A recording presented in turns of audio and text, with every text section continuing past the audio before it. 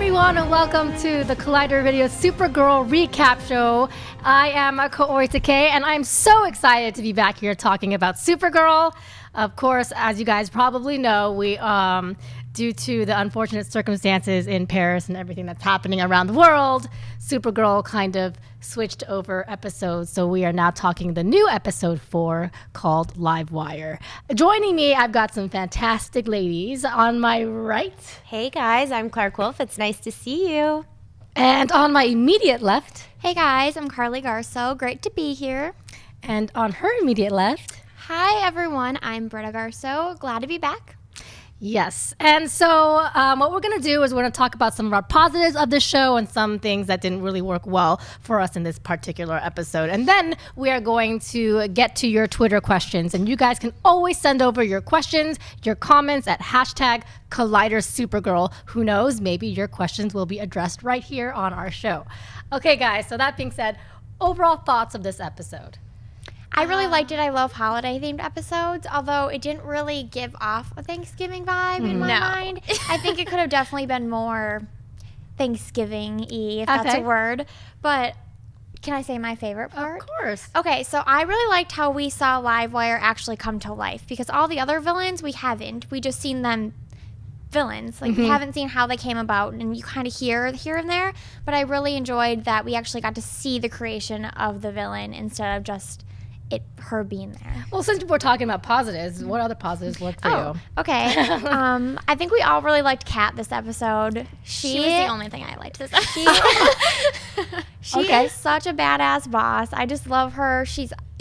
I just really like her connection to Kara now. I feel like they're definitely going somewhere in their relationship. Okay. So that was one of my other favorites. Nice. Okay. Britta? Yeah, I also enjoyed Kat. I felt like she was more humanized this episode when we saw her really worrying about Livewire. What's her name? Leslie. As a human, I felt like she's usually so strong and doesn't really care about anyone else but herself. So it was nice to see her worry about someone else. And the scene where Livewire attacks them, and you can see her kind of worrying about Kara as well. Yeah. Which she's never done before. Tough love. Yeah, but she also had some really great. When she told Kara to go down to the 20th floor to get help, she was so brave in that scene. I felt like I would have ran, and she's like, "Go get help. I'll be okay here." And so I really like seeing her. It's like a strong female, like she usually is. And I love Perd Hapley from Parks and Rec made an appearance. That's cute. I really appreciated that. Can't really take him seriously on this show because of his character on Parks and Rec, but I liked his guest starring role. Okay. Clarke, what's some good stuff or overall thoughts and positives about this episode? Yeah, this is actually my favorite episode aside from the pilot. Really? Yeah. I really liked this episode. Okay. And the reason that I really liked it is because we got a ton of character information in this episode, and that was really important to me. First of all, I loved the family dynamics between Eliza, Alex, and Kara. I thought that was really important to show that the pressure that I think some moms can put on their daughters. And I think too, if you think, we haven't really seen much with Kara's, Kryptonian mom. We've seen her in like flashbacks, of course, and we're spending more time with Astra than we are with her mother. But, the idea that, Dr. Danvers, the mom, was so hard on the girls, especially Alex. And I loved Alex in this episode. I did too. Yeah. I loved her kind of, standing up to her mom. I loved the Thanksgiving table scene where she was just drinking and like, nope, Mom, because I'm going home for Thanksgiving next week, and I have a feeling that's going to be me. That's something we can all relate to. Our moms. Yes. But I think that's such an important thing about this show is that, like for all of the, we love the superhero element, we love the action element, but one of the things that we've always talked about is how relatable Kara is, and I think this was an extension of that. I think Alex is incredibly relatable too, which is really important.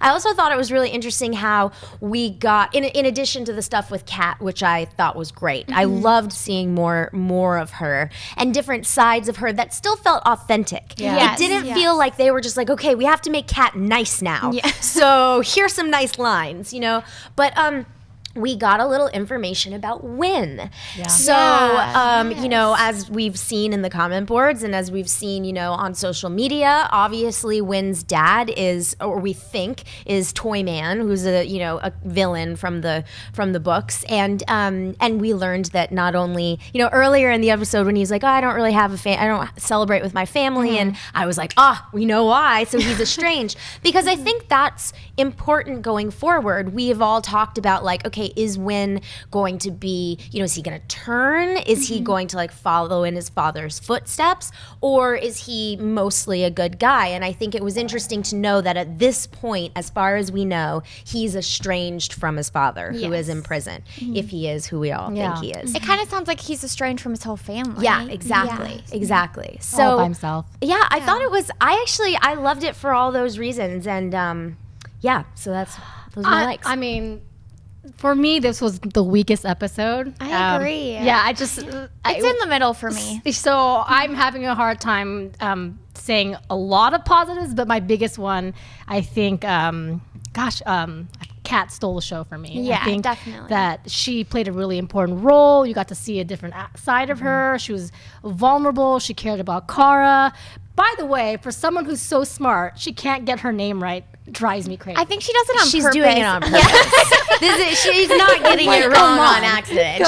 She's messing with her. Yeah. She's letting her know that no matter how nice I am to you, you're not important enough for me to learn your freaking name. It's very Devil Wears Prada. But watching Kat actually feel a little frightened, but you can tell she's trying to veil it with her strength. It was a very interesting aspect of her that I really enjoyed thoroughly in this episode.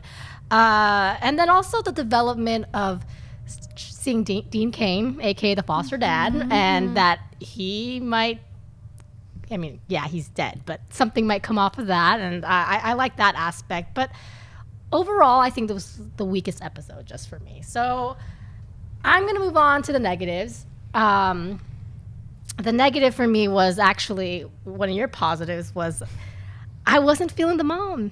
I just wasn't feeling that dynamic. I felt like it was pushed too hard to have her hate on Alex and then hate on Kara and then hate again on Alex. It just, unless they resolve that whole of why she's tough on them like that, I just wasn't really comprehending what happened. And don't you think at the end, when it almost seemed as if there was going to be a resolution between Alex and Eliza, but I felt like there wasn't one. I kind of felt like they made it seem like there was one. But I think they made it seem that way, but in real life, I don't think it would have played out that way. I feel like the mom kind of briefly apologized and then Alex was okay with it, and that was kind of strange to me. All this pent up aggression over the years and like one simple sentence is going to make everything okay. I just felt like that wasn't very real. And I also didn't like the fact that I know that Kara is, you know, a foster child, but they kept emphasizing. I know. Oh, I have a foster mom. It was I have a little foster disrespectful. mom. And Yeah. she calls Alex her sister. She never says foster sister, No. but she calls Eliza her foster mom. That was really weird. I to me. think that's probably because, if I had to guess, because Kara didn't have any siblings in, you know, on Krypton. And so it's like she very much had a mom and she very much had a dad. And it wasn't as though, and she was, you know, 13. Exactly. I kept thinking she was 8 for some reason. It shows what I know about because she's a children. little girl. She looks young. But apparently, you know, when she was 13, okay, so fine, whatever. But, you know, I think that it makes sense, at least it made sense to me, that like Alex can be her sister because it's not as though she's taking the place of anybody. That's true. That's a good point. Yeah, but I just felt like when they sat there and emphasized that it's her foster mom and you have to look after her, she was giving them blatantly a different kind of role. Like, it was obvious that she didn't treat them as equal daughters, and that frustrated me. Yeah, it frustrated me too. Yeah. So, but anyway, Clarke, any negatives? Yeah, there were definitely some negatives. I will say though, I liked the moment. I have my mom's a little tough on me sometimes. So I felt like when, you know, when Eliza wouldn't or couldn't apologize. I was like, well, that's how my mom is. So it didn't strike me as like, it struck me as actually real. The idea, but either way, and I liked that scene during the blackout where Alex comes back and they talk, and while sure it was a little pushed. I mean, it's it's TV and they gotta like move along. Speed it up, yeah. But I thought it was really sweet how she did tell Alex, look, you're my daughter. You're my Supergirl, no matter what. I was like, okay, that's nice. Anyway, things that I didn't like. I don't know. There was one thing that I wanted to mention that I think was probably as a direct effect of missing last week's episode was Jimmy and James and Lucy yes, being together. a thing. They're an item, and so clearly we missed that. Now we know that the reason the episode was pulled was because it dealt with some bombings in the city. If I had to guess, that first line that Kat has about people are not into negativity, they're into hope and positive, and I was like, that's weird for Kat Grant to say, but I'm sure it's probably as a result of the events that happened last week. And I'm sure James and Lucy probably got driven together. That's what I was thinking. It threw me off a little bit. Yeah. All of a sudden they're going on vacation together. I'm like, okay. By the way, what a tease James is. I know. That's he's another with thing. his girl. His phone call. Like, he's calling. I know. On a holiday. And he says, I'm bored. What? Yeah, because he likes Kara. And so, like, I'm just like, what's going on here? I like James, but that was not a good move. That's so disrespectful to Lucy and to Kara as well, I felt like. We must have missed something. I know. But we'll get the pieces, I'm sure, at some point. But no, I liked, what didn't I like? So I thought that I half liked Livewire. So let me tell you. Wait, you half liked her? I half liked her. I'm there with you. She's like a half dislike and a half like. But what I will say is, I feel very strongly that this show is very self-aware. I feel like it does things on purpose. I feel like it knows, it likes to have a little fun with itself. And everything that Leslie, before she turned into Livewire as this shock jock, which was essentially her role to Superman in Metropolis in the books. So Leslie says, this whole stupid, adorkable thing she has going on. Her outfit looks like a rejected figure skater. Why is she wearing tights? And the chastity belt of steel, like all these things. And I was just like, these are all criticisms that have been leveled at this show. The way she dresses, why does she dress like that? Okay, we get it. She's adorable. Like, how do you make Supergirl work for 2015? And I felt like that was a really clever thing. That's true. Like, and they get into it a little bit at the end too, where she has that throwdown with Kat, and I wrote down, like, she is a troll come to life. She is an internet troll on in real life. So, in that respect, I liked her. But in other ways, she was a little, like, mustache twirly, for lack of a better term. Like, some of the things that she said were a little like, okay, well, whatever. Like, I get they have to create a reason for her to be mad, but that's not even a real reason. Yeah, I couldn't really find a reason why she was so upset and out to get Supergirl, for that matter. Right. Because at first you're thinking, okay, obviously she has an issue with Kat that we don't know the backstory, but she wanted to kill them both. Yeah. And it's like, okay, I get that you think Supergirl's a ditz, but that doesn't merit a killing spree for her. Exactly. It's kind of odd. Yeah. Carly, what are some negatives? Well, the scene where she saves Leslie from the plane, it was just way over the top. Like, not realistic, not even close. I know it's a show, helicopters don't just twirl in the air for a while. I know, and there, I don't feel like there would have been time for her to save him and then go back up and say, it was just a little overdone, in my opinion. But I really liked, like I said, how we saw her created out of that. So it was like a plus and a negative for me. And I actually have one more positive. Yeah, let's go back. I think this was the first time we saw Kara really be confident when she went out and fight, especially starting the episode with her, like, fighting him. And then later on when she fought Livewire, I felt like it was the first time we saw her, like, not doubt herself at all. She just went and did it. Yeah. So I really enjoyed that because I don't think we've seen that from her. I do think there's a bug that I've caught. Thank you, Clarke, because ever since you mentioned we want to see more of her fight training, it's bugging me now that we haven't seen more of it. That's true. Yeah. But she's gotten better somehow. Yeah. So I don't know. I do want to see the development and how she came into this fighting fruition, because in the beginning of this episode, she fought off this badass villain. Yeah. And just boom, right? And Yeah, that's how'd what that happen. Yeah, that's what I'm saying. It was like my positive though, because we got to see her actually like just go and do it and then come home like it was no big deal. Like it was her job. Yeah. Yeah. Yeah. I think the actress, though, Melissa Benoist, I will say, and we've been singing her praises for the last 4 weeks, and she is excellent in this role. However, I still think she's really stiff in the fighting. Like, yes, they can have some cool, like some cool stuff like we saw in this episode. Some of the fight I really liked, and some of the first one I really liked, and it was funny in a lot of ways too. But, you know, when she defeated Livewire and kind of stood up, she was like, and I was like, okay, like, you're Supergirl. Like, you don't have to make a thing about it. Like, you can kind of shake it off a little. Like, so, and I think it's the actress herself is not quite comfortable in those scenes yet, and that's to me her one weakness. And I hope she loosens up a little bit as the episodes go on. Yeah, I kind of see what you're saying, because whenever she takes off for flight and I see her go like this, it looks a little stiff as well. But overall, great job. Yeah, if any of us were put in that situation, I'm sure we'd be very I know. like robots. Yeah. Britta. I think we touched on a lot of my negatives. The foster mom comment throughout, James and Lucy being back together out of nowhere, the helicopter.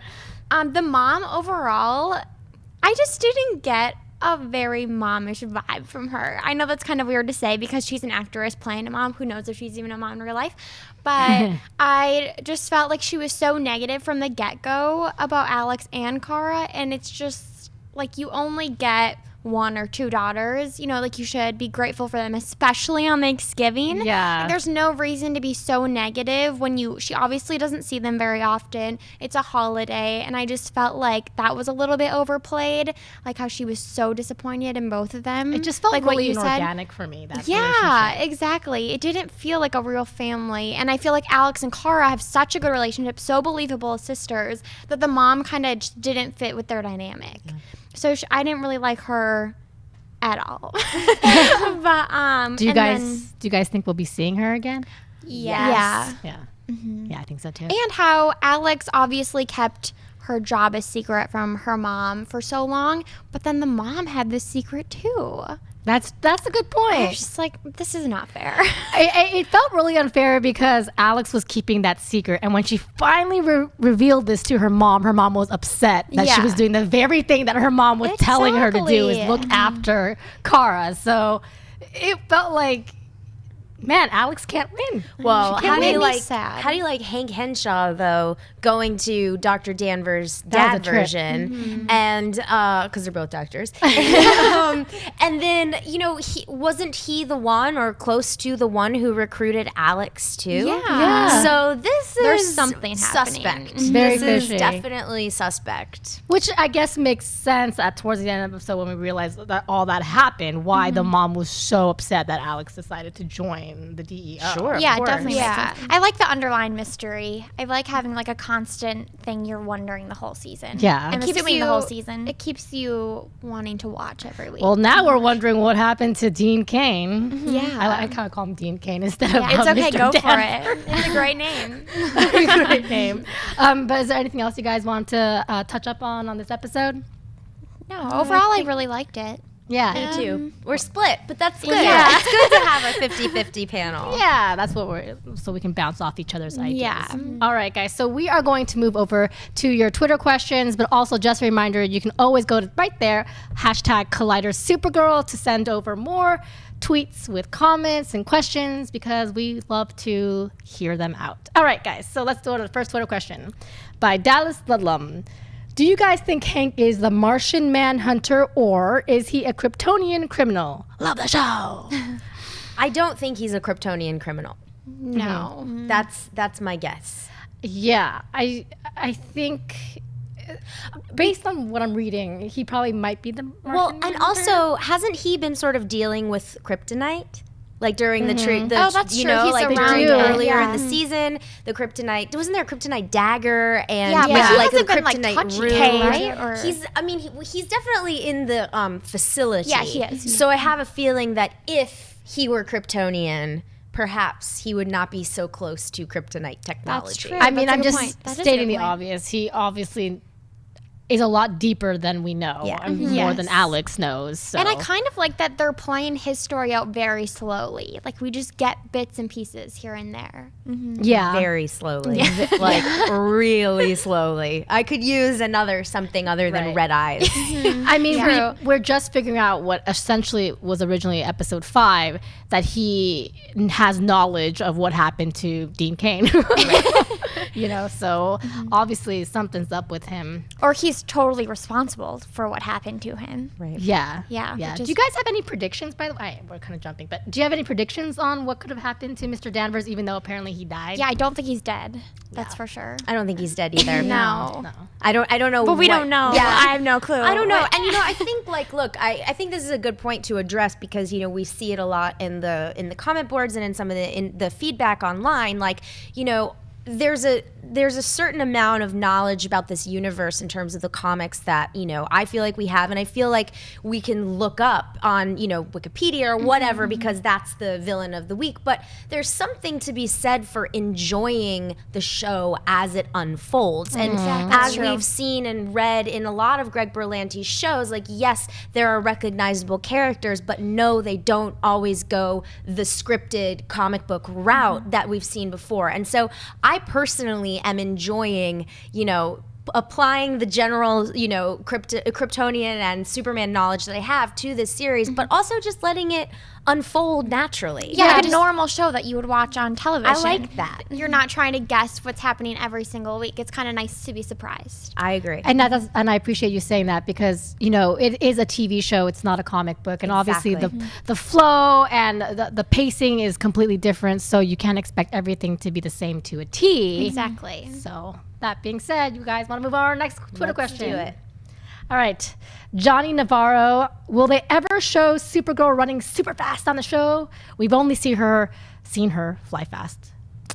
I think they will show her I think running they super will. fast. They may have shown it last week. I almost feel like they that's true. might have shown it. I know. already. I feel like we may have seen it, but maybe not. We see her fly an awful lot. Yeah. I don't recall seeing her run fast, but I think that would be a nice change of pace, quite literally. Yeah, right. I guess so. But I mean, if you can fly fast, you don't really need to run fast, right? That's what the Flash is for. That's yeah, I know. But I'd like to see her looking like the Flash. Yeah, I know, right? Everyone loves Barry Allen. I do love I some do Barry too. Allen. Me too. Me too. Grant Gustin as well. Yeah.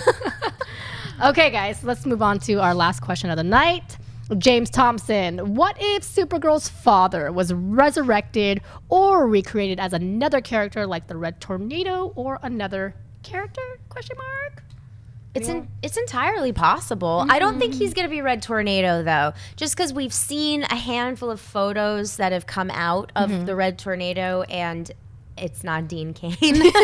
So, I mean, theoretically it could be a stunt person, but I don't think he's going to be resurrected as Red Tornado. But I do think that, like we've said earlier in the show, he's not dead. I don't think he Do you is. do you guys imagine Dean Cain's character being resurrected, if he's resurrected, as a villain?